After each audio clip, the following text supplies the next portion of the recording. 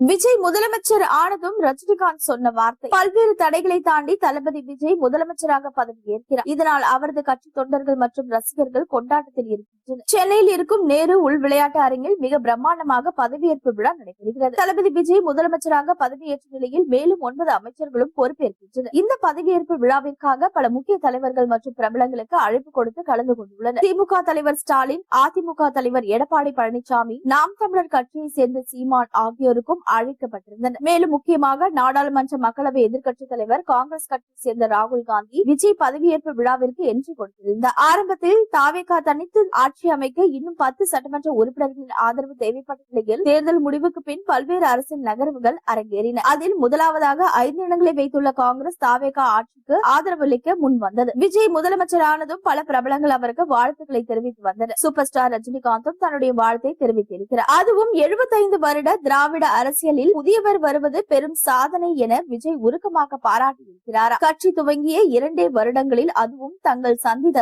முதல் தேர்தலிலேயே 35% வாக்குகளை பெற்று எம்ஜிஆர் அவர்களின் சாதனையை முறியடித்தார் தளபதி விஜய். அதனைத் தொடர்ந்து அனைத்து கணிப்புகளையும் பொய்யாக்கி முதலமைச்சராக பதவியேற்க இருக்கிறார் விஜய். அதுவும் 234 தொகுதிகளிலும் தனித்து போட்டியிட்டு 108 இடங்களில் மகத்தான வெற்றியை பெற்றுள்ளார். எனவே இதெல்லாம் அவர் படைத்த சாதனைகளாகவே பார்க்கப்படுகின்றது. ஏற்கனவே விஜயின் கட்சிக்கு சூப்பர் ஸ்டார் ரஜினிகாந்த் வாழ்த்து தெரிவித்திருந்தார். இது தொடர்பாக அவரது தனது ட்விட்டர் பக்கத்தில் நடந்து முடிந்த தமிழக சட்டமன்ற தேர்தலில் பெரும் வெற்றி பெற்ற தமிழக வெற்றி கழக தலைவர் விஜய் அவர் கட்சியினருக்கும் என்னுடைய வாழ்த்துக்கள் என பதிவிட்டுள்ளார். மேலும் ஜனநாயகன் திரைப்படம் தியேட்டர் ரிலீஸுக்கு முன்பாகவே இணையதளத்தில் வெளியானதை ரஜினி கண்டித்திருந்தார். விஜய் முதலமைச்சராக பதவியேற்ற செய்தி வெளியான சில நிமிடங்களிலேயே சென்னை பனையூரில் உள்ள தாவேகா தலைமை அலுவலகத்தின் முன்பாக ஆயிரக்கணக்கான தொண்டர்கள் மற்றும் ரசிகர்கள் குவிந்தனர். மேலதாளங்கள் முழங்க தாவேகா கொடிகளை ஏந்தி தொண்டர்கள் உற்சாக நடனமாடி மகிழ்ந்தனர். மதுரை, திருச்சி, கோவை, நெல்லை என தமிழ்நாட்டின் அனைத்து முக்கிய நகரங்களிலும் தாவேகாவினர் பொதுமக்களுக்கு இனிப்புகள் வழங்கி பட்டாசு மழையால் தங்களது மகிழ்ச்சியை வெளிப்படுத்தி வருகின்றனர்.